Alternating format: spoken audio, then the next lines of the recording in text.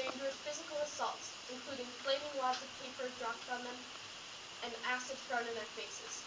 They were kicked out, shoved downstairs, and were the targets of constant verbal abuse. Their families were threatened with violence, and one girl's house was even bombed. Who were they? 9 teenagers, just trying to go to school. In 1954, the U.S. Supreme Court ruled racial segregation as unconstitutional in Brown v. Board of Education. 3 years later, in 1957, 15 black students were selected to integrate Little Rock Central High School in Arkansas, despite protests from citizens of Little Rock and segregationists throughout the South. 6 changed their minds after receiving threats of violence and pressure from the community. The remaining 9 students, who would come to be called the Little Rock Nine, employed nonviolent resistance techniques against verbal and physical attacks from white students. The use of this tactic allowed integration to proceed, and within 10 years, the number of black students attending Little Rock schools originally designated white grew to nearly 2,000.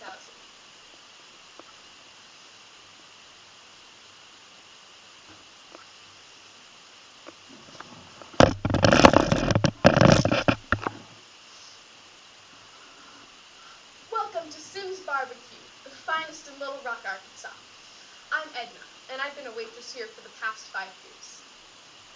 When I first heard about Brown v. Board of Education, back in 1954, I didn't think we folks in Little Rock were going to change, just because the government said so. I mean, this is the South and all. The colored children go to their colored schools, and the white children go to their white schools. But then, the school board made this Blossom Plan, named after the superintendent himself, Virgil Blossom, that's supposed to make integration go as slowly as possible. So here we are in the summer of 1957, and our schools are still segregated. But then, Daisy Bates, president of the Arkansas NAACP, said she wouldn't stand for this delay in integration and took the case to court. The ruling came out yesterday. Integration must begin this school year. Now I heard the superintendent is deciding which of the 80 colored students who applied will be integrating Little Rock Central High School. Georgia Hill came to the barbecue for some takeout yesterday and told me that her son wanted to apply to go to Central until he found out that none of the colored students would be allowed to participate in any extracurricular activities there. That was it for him. He only signed up so he could run on the track team. There are other problems for students who want to integrate. A man came in the other day who's part of that White Citizens Council, formed by John Casper, a famous segregationist. He says they will do everything it takes to keep the colored children out of white schools.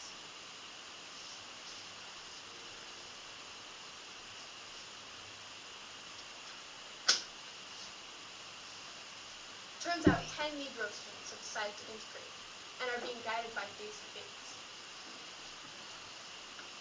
Yesterday, September 3rd, was the first day of school, and Governor Orville Faubus summoned the National Guard to keep the peace, so he said.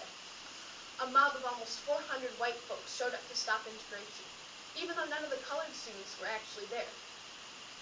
Today, the National Guard didn't allow those colored students to step foot inside the school.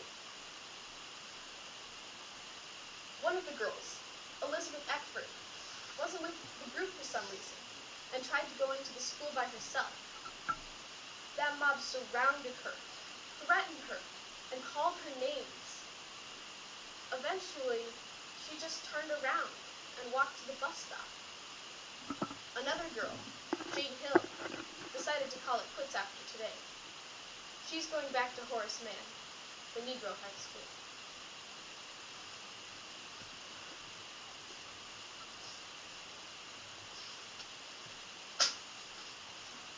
On September 4th, the school board voted to delay integration. See, here in the Arkansas Gazette, the board president said it was very doubtful there would be integration in Little Rock for the 1957-58 school year. The colored students were finally allowed to enter on September 23rd, but were leaving the school just before noon because the mob out front was getting too violent. Assistant Police Chief Smith came in the other night, and he said that even though they brought a white woman into the school to look around and tell the mob that the colored students were gone, the police lost control over the crowd. They attacked some out-of-town journalists, and a few of the journalists were even white. The fact that those colored students couldn't even be in school a full day made President Eisenhower real mad. He said that the events in Little Rock were disgraceful and that he would use the full power of the United States, including whatever force may be necessary to prevent any obstruction of the law and to carry out the orders of the federal court. So, he summoned the 101st Airborne Division, the Screaming Eagles, America's military heroes, to escort the children to school. The next day, on September 25th, 3 weeks after school started, those colored kids finally had their first day of school.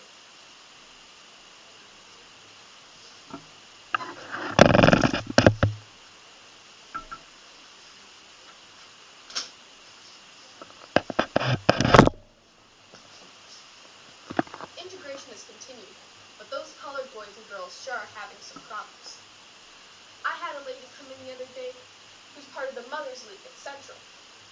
She told me her son spat on Melba Patillo, one of those students integrated at Central. Melba just smiled and said thank you. Folks are starting to realize that if they can't get a violent reaction out of one of those kids, they won't be able to get them kicked out. Lucky for the 9, Daisy Bates, president of the Arkansas NAACP, has been helping them with all this, instructing them to turn the other cheek. I heard they got to talk to Jackie Robinson to get some advice. It's gotta be hard not to react if you're one of those students integrated. Gloria Ray was shoved down a flight of stairs, and Melba Patillo was trapped in a bathroom stall while white girls dropped flaming wads of paper on her. Minnie Jean Brown finally snapped and was suspended and then expelled because she dumped chili on 2 boys and called the girl white trash. Some angry white boys came in here and left us papers. This one's from when Minnie Jean got expelled. See, it says, 1 down, 8 to go.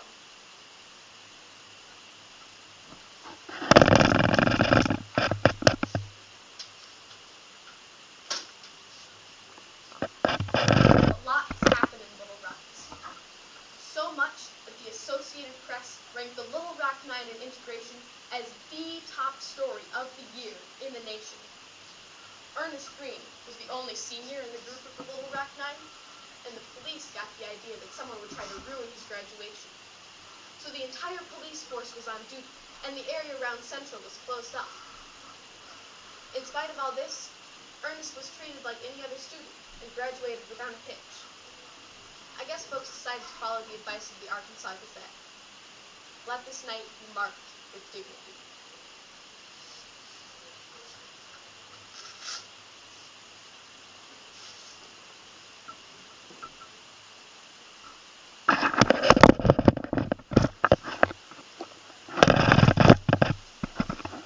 Good evening, everyone, and welcome to the February 1968 meeting of the Little Rock School Board. We are here to discuss the new integration methods proposed by Floyd Parsons, Superintendent of Schools. As you all know, it has been 10 years since the Little Rock 9 first integrated Little Rock Central High School. The following year, all public high schools in Little Rock were closed to prevent integration, and the next year we again had only 9 colored students attending white schools. Today, however, nearly 2,000 colored students are attending previously all-white schools. With the implementation of desegregation, academic achievement and attendance by colored students has increased.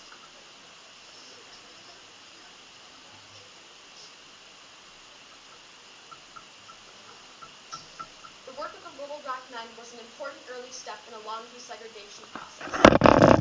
Before integration began in Little Rock, many southern states had made little or no progress towards integration. After the 1957-58 school year, North Carolina, Florida, and Virginia began integrating their schools.